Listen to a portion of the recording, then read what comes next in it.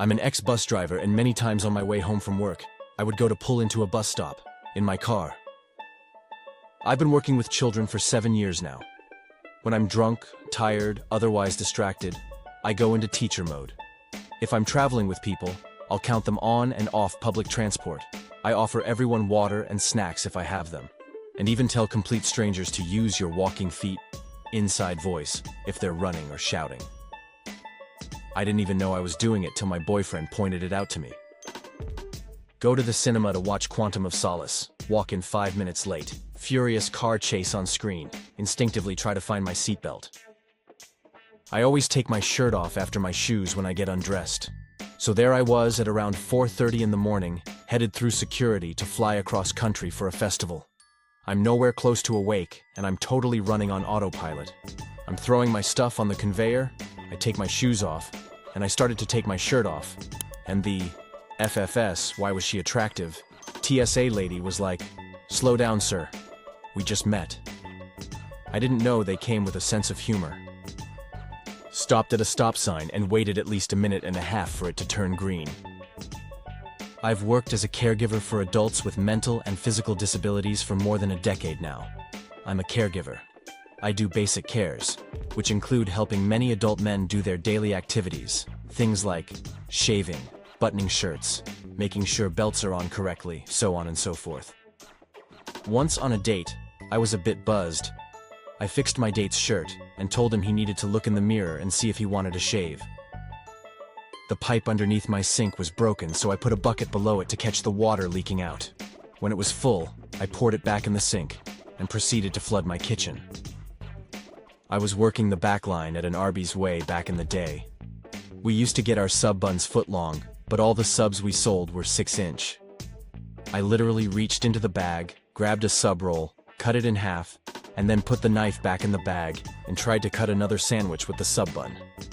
My manager saw it and died.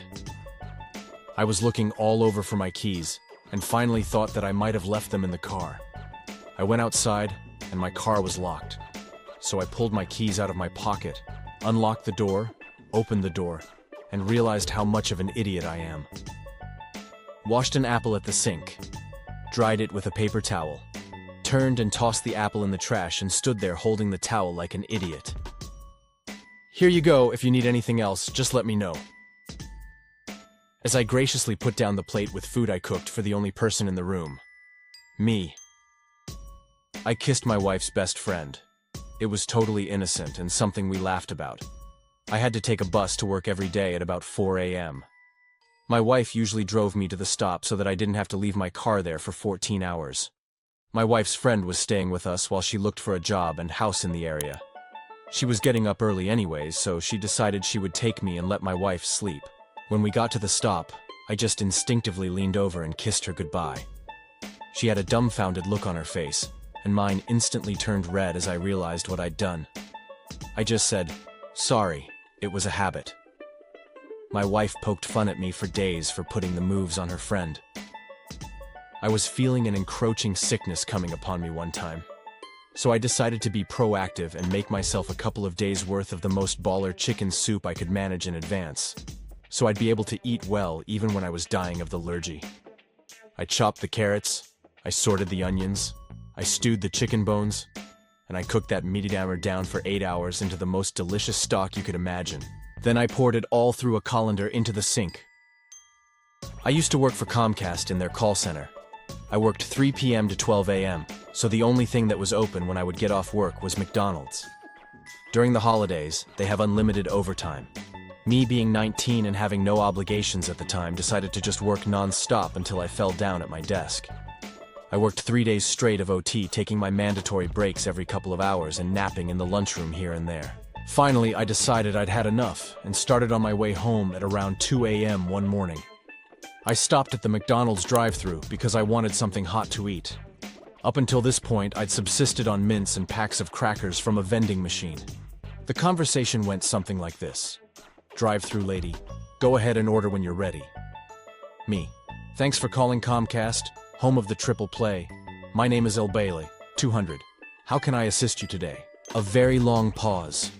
I ended up sleeping in the parking lot of that McDonald's for about 12 hours in my car.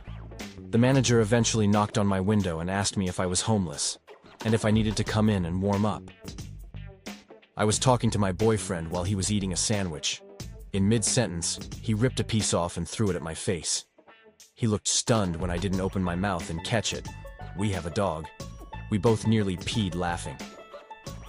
I had recently been attending a lot of martial arts classes at night.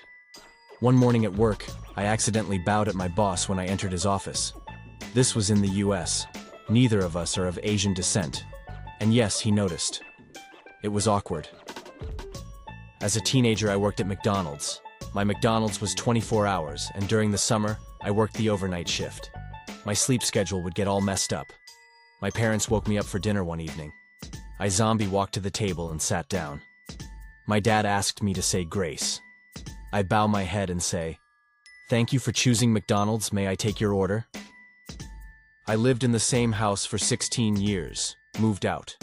Years later, I did some summer work as a construction worker. On my old house.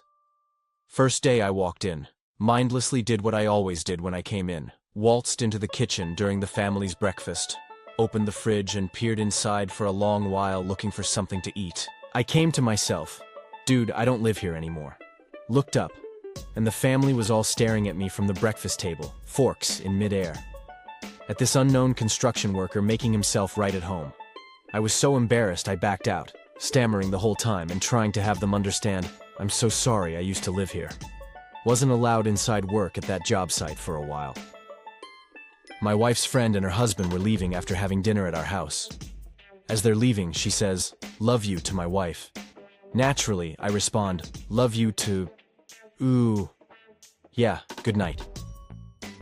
Reposting my own comment from a few years ago in a similar thread, because I still think this is my best response to this question.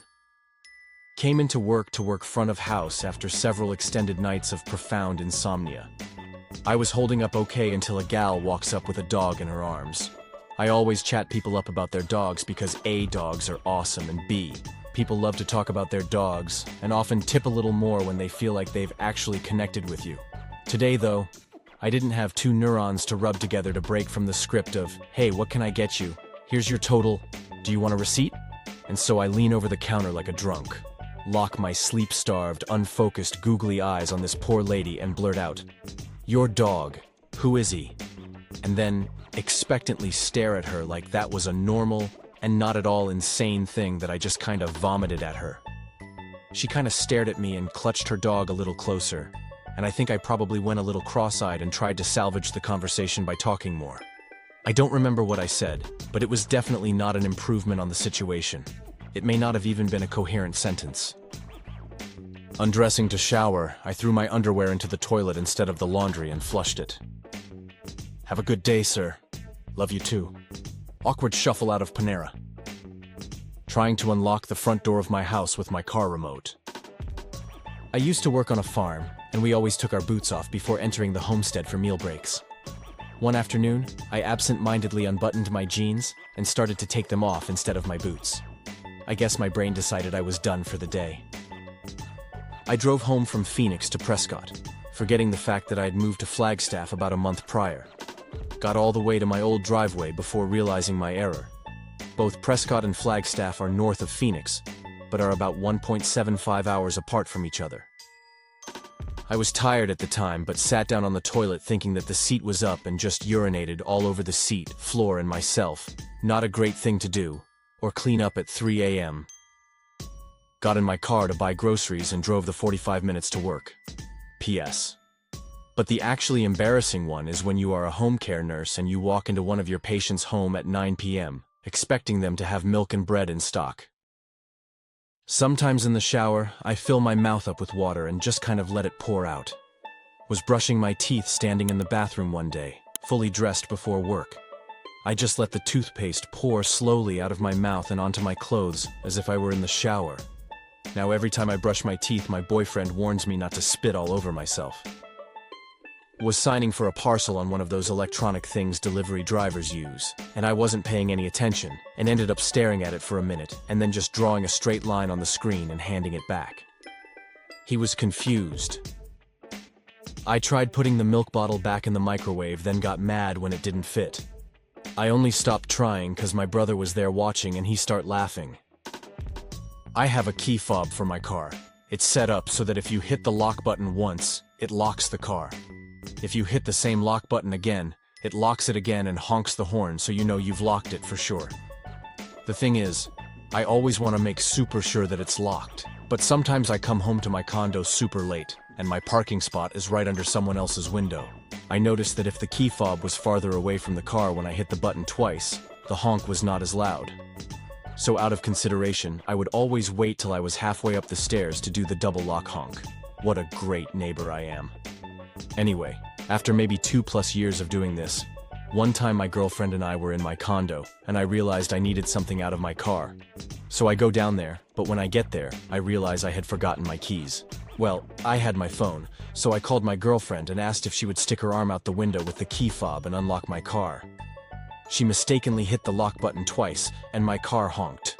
Really loudly, even though she was all the way up on the 3rd floor. It was only then I realized the honk was always the same. It only sounded softer when I was farther away, because I was farther away. I have a master's degree. A couple of weeks ago, I heard my neighbor's cat meowing, so I responded with a meow of my own. This went on for about 3 to 4 exchanges, until I opened the door and found it was not a cat, it was just another dude meowing back at me. So many unanswered questions. When I was cleaning out my shed in the back, I stepped on a rake and the pole smacked me in the face. Literally, like the cartoons. It happened 3 more times before I came up with the bright idea to move the rake. I once had a brain fart and forgot that porcupines were animals. I was hanging out with my family, and my niece mentioned that her favorite animal was a porcupine. And I laughed for a good long time before explaining to her that porcupines weren't animals. I'd gotten them mixed up with pine cones. I have a graduate degree. My niece was maybe 6 at the time. She schooled me.